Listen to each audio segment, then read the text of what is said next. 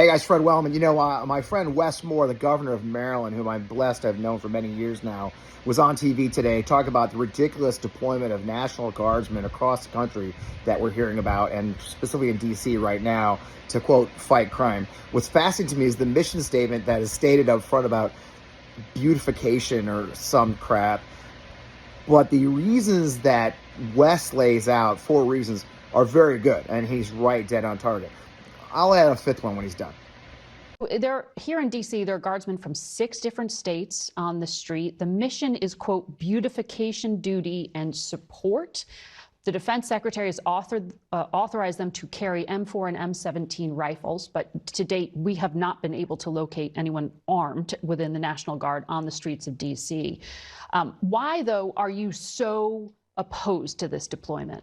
Well, there's plenty of reasons. One, it is not sustainable. You cannot continue this type of pace of operations, particularly when it's costing over $1 million a day in order to do this. The second, it's not scalable. You're not going to be able to do this in every single major American city, particularly when many of the cities that have the highest crime rates are the places that have actually deployed their National Guards to Washington, D.C. So who's going to go do the work in their cities? The third, it's unconstitutional. It's a direct violation of the 10th Amendment, and if for a party that talks about state rights, it's amazing how they're having such a big government approach in the way they're conducting public safety. The 4th reason is because it's deeply disrespectful to the members of the National Guard.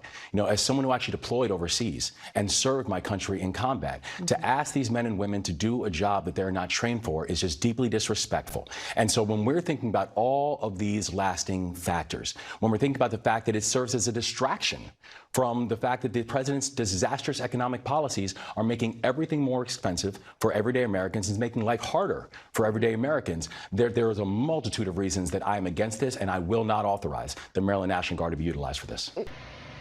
I think the 5th reason that Wes leaves out is that it's completely nothing but for show.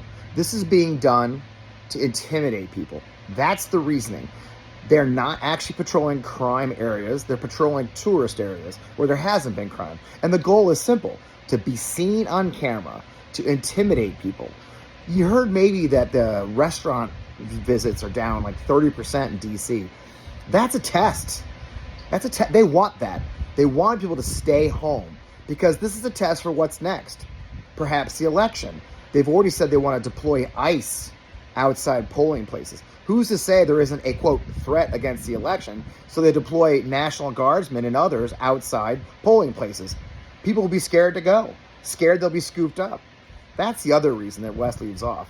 Look, this is all ludicrous. It's tough guy bullshit, and it's got to stop. Because you know what? This bullshit never ends.